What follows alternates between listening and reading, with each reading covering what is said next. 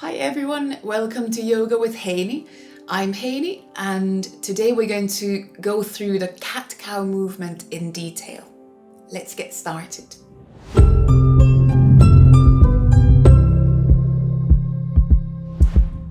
To get started with the cat-cow movement, we're going to come up onto all fours. And all fours could be on hands and knees, or if your wrists or hands are achy, if you have any injuries in your hands, you could also come down onto elbows and knees. So you choose. We're going to have our knees about hip width apart and our hands about shoulder width apart. But you don't need to fix your hands and knees. Find a place where you feel there's a clear pathway from your hips down to your knees, so the weight is resting through the legs rather than straining the hips too much. And same with your arms. So you feel there's a clear pathway of weight going through the arms from shoulders down to your hands. You don't need to strain your shoulders too much. The purpose of the pose is to get our spine, our hips moving. So in a basic form, in cat-cow, we are rounding and back bending the spine. So this is the cow, the back bend is the cow, and rounding the back is the cat. So it's two poses combined. We're going to keep our shoulder blades supported. So one thing, let's say one mistake, one issue we might come up with in this pose is that we collapse in the shoulder blades. And then it's quite difficult to move. We might be restricting our own movement. So first, check what you're doing with your upper back. So rather than pushing all the way up, blocking your back up here, think about just softening a bit, but not going so far that you are creating a valley, like a dip between the shoulder blades. I like to think you should be able to balance a teacup between your shoulder blades in your upper back. So there is support, but we're not pushing too much, we're not tensing too much. And this will also create a place where we can release the shoulders, the tops of the shoulders away from the ears, so the neck is more free. And in the movement, you can keep your feet, your ankles pointed, so you have the top of the foot on the mat. Or if it gives you a bit more support, you could try tucking the toes under. It gives you maybe a bit more support in the feet, and you can use your feet in the pose more and create a bit more of a clear pathway from your feet up into your hips as well. Keep your hands active if you have the weight on your hands. So I would suggest just tiny bit gripping the mat with your fingertips, so we're not collapsed, we're not flattening our hands, but there's a tiny bit of an arch going on in both hands. So just tiny bit gripping the mat with the fingertips. That will also help us keep the arms active, keep that support around the wrist joint. If you have hyperextending elbows, make sure you're not collapsing onto your elbows, but rather keep a slight bend in your elbows. That helps you to keep the muscles engaged around the joint. But let's try the movement. So when we, around the back, when we come into that cat stretch, think about slightly tucking your tailbone under. So you are tilting the pelvis, you are rounding the back, and then rounding the neck as well. So you can think about drawing your chin towards the chest, and the head sinking down. You create that rounded shape in the neck as well.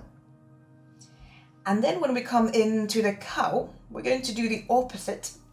We're going to slightly turn the tailbone up towards the ceiling, up towards the sky. Create a controlled back bend in the spine, and then can gently think about opening your chest towards the front of the mat. You could even look forward, so you continue the back bend into your neck, but don't collapse the neck, because then you're blocking your own breathing. So make sure it's still easy to breathe. So maybe just looking forward, or even looking down towards the mat. So you're not stressing the neck too much. And again, rounding the back. So tuck the tailbone under. You can slightly here push the shoulder blades more up towards the ceiling, up towards the sky. And then again, when you come into that cow, don't collapse in the shoulder blades. More think about drawing your shoulder blades away from the ears. So again, it's controlled around the upper back.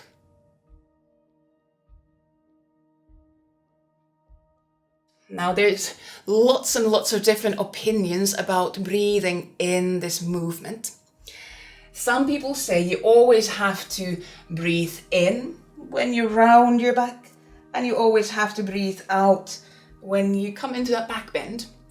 Some people say the opposite. Some people say we always breathe out when we move and we pause when we breathe in. You know what? There's no one right or wrong way. So as long as you're breathing, you're doing it perfectly. You can play with the breath. So some days I really like to use the inhalation coming into that back bend. It creates a nice opening in the chest, and exhale into that rounded shape. But some days it's really nice to reverse the breath, because exhaling into back bend is actually more of a release in the back. So your spine can actually move more easily into back bend when we breathe out.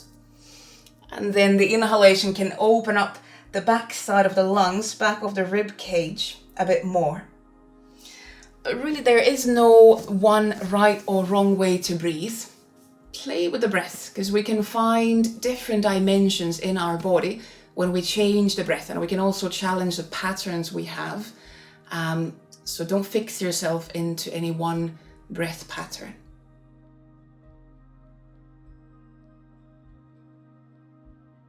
In cat-cow, we could use blocks and blankets as props.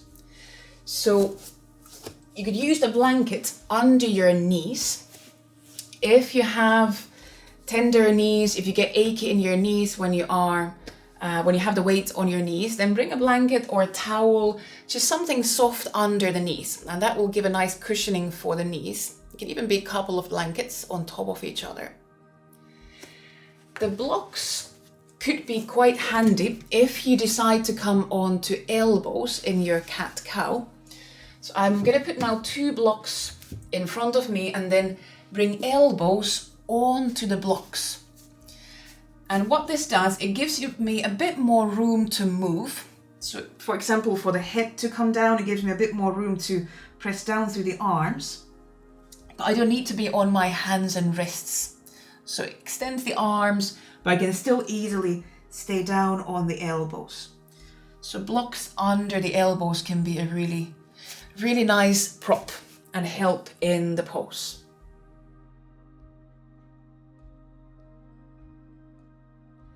In general, cat-cow is quite safe movement because we have control over how much we move, how big range of movement we go through in cat-cow. But you still need to be cautious about engaging, using that support around your spine. So keeping a gentle lift in through the core. So we don't let the back collapse. We don't let the shoulder blades collapse. We don't let the neck collapse. And if you know that you have injuries in your hands or wrists, then choose the version where you do the movement on your elbows. Or if you know that you have injuries, issues in the knees, and even that cushioning under the knees doesn't help, then we can look for options. We could, for example, do cat-cows in a seat. We could sit legs crossed and do cat-cows from here.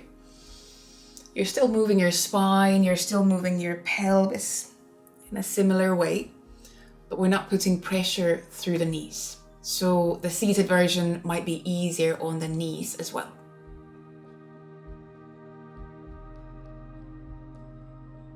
Thanks for watching. I hope you found that useful. If you did, please click subscribe and hit the bell icon to get notified on new videos. I'll be posting lots more yoga related videos.